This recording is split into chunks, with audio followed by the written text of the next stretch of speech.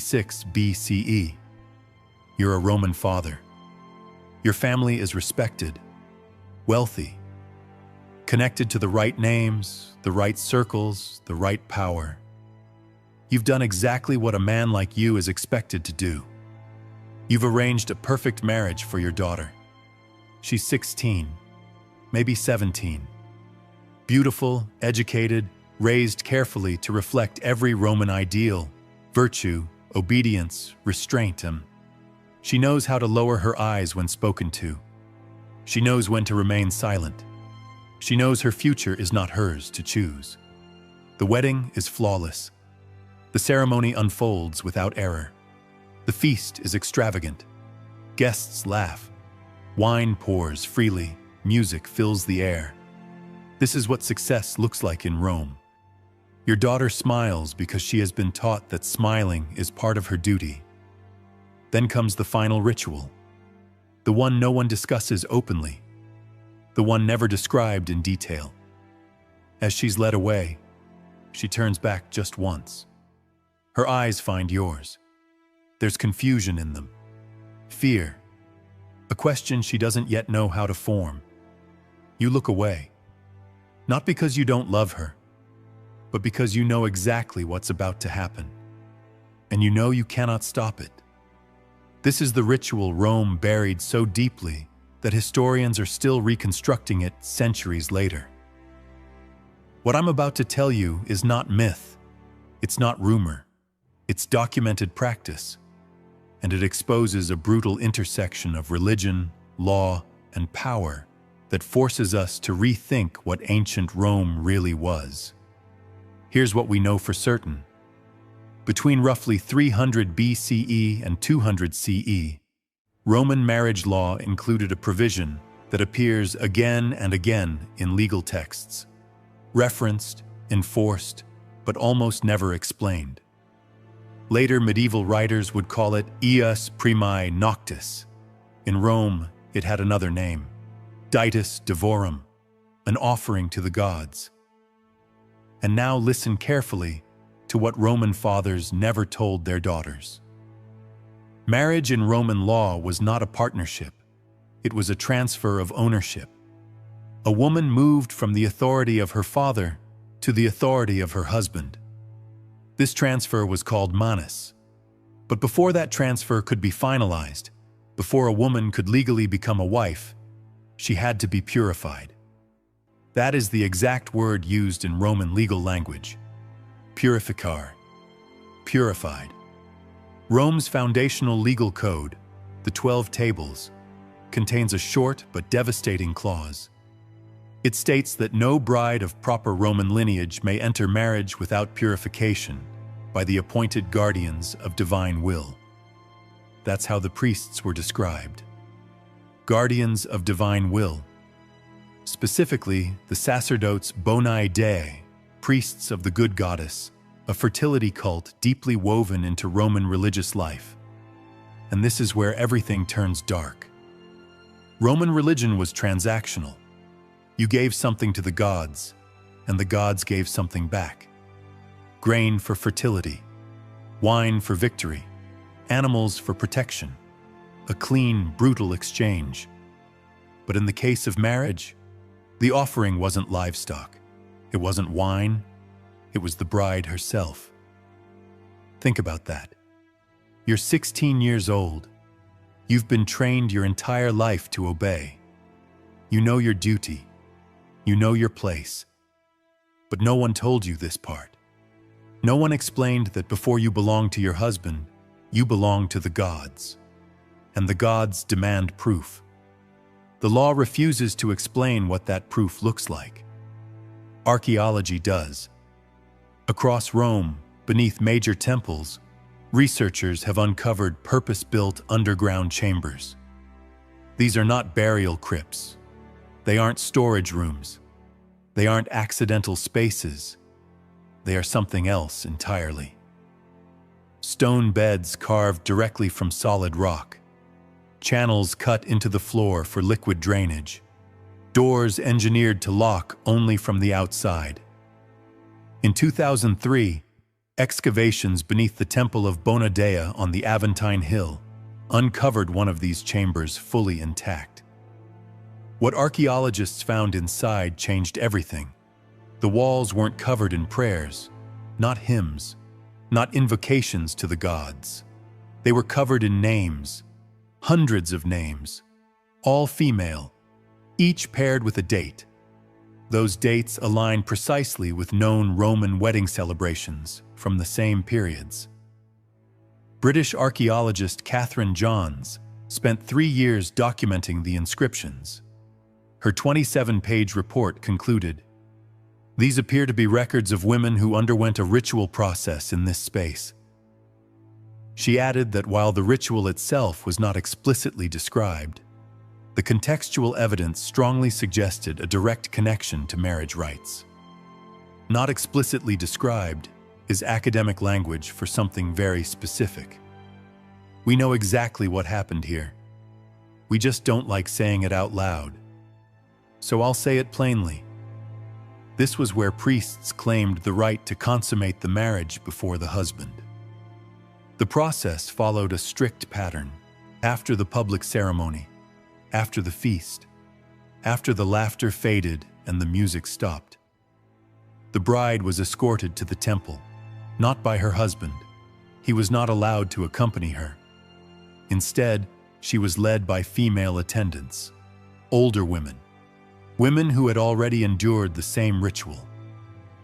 They guided her down narrow stone stairs, away from torchlight and celebration, into cold corridors beneath the earth. The air was damp, the walls closed in. Every step carried her farther from the world she knew. At the end of the passage stood a door.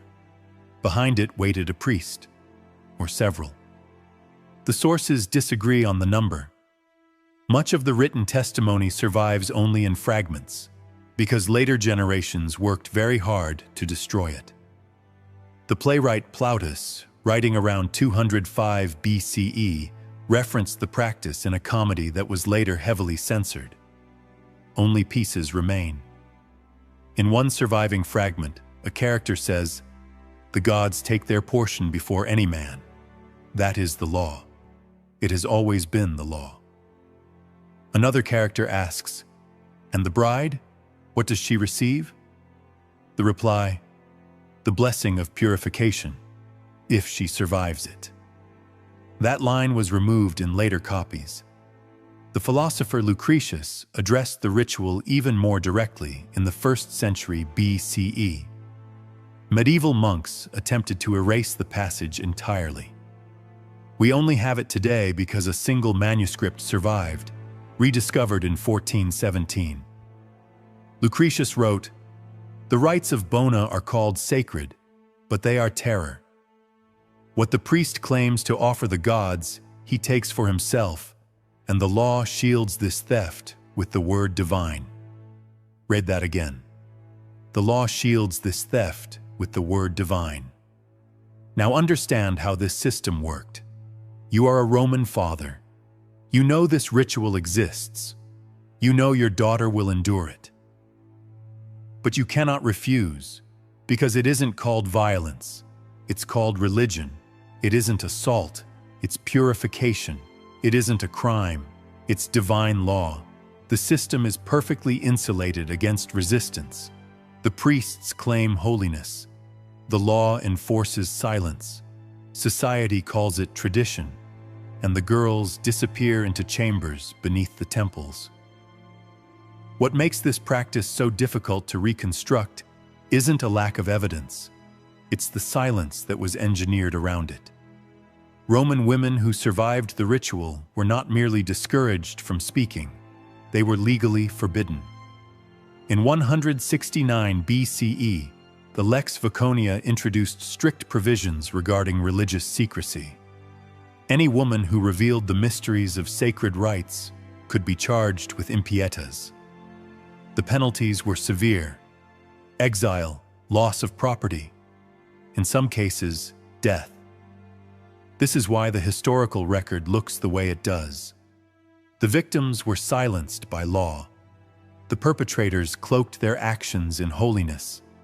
and the men who wrote history were either participants in the system or beneficiaries of it. When later scholars complain that the sources are fragmentary, they are describing the result of a system designed to make speaking impossible. But power always misunderstands one thing about silence. Silence is not the same as forgetting, and when speech is forbidden, people find other ways to testify. In the 1920s, archaeologists excavating a villa in Pompeii uncovered a room that immediately unsettled them. It wasn't sealed by volcanic ash. It had been deliberately walled shut before the eruption of Vesuvius. Someone had hidden it. Inside was a fresco. At first glance, it appeared ordinary, a conventional Roman wedding scene, a bride and groom standing together, guests gathered, ritual gestures frozen in paint. Everything looked exactly as it should, until you noticed the background. There, almost invisible unless you knew where to look, a second scene unfolded. A woman was being led down a staircase by robed figures. Her body twisted backward. Her face turned toward a man standing above her. He reached for her, frozen in place, unable or unwilling to follow.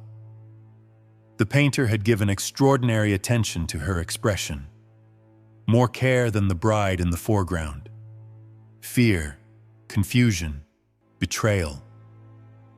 The archaeologist who documented the fresco wrote, "The technical precision of the hidden figure exceeds that of the central scene." The painter clearly intended the background image to be remembered. Someone painted that knowing they could never speak openly. Painting was safer than testimony. Hiding it was safer still. They sealed the room and trusted time to do what the law would not. Preserve the truth. It worked. 2,000 years later, we're still looking at it. After the ritual, the bride was returned to her wedding celebration, sometimes hours later, sometimes not until the following day. Roman wedding customs include a detail that puzzled historians for centuries. The bride appeared before her husband, wearing a veil called a flammeum. Unlike other veils, this one was never removed.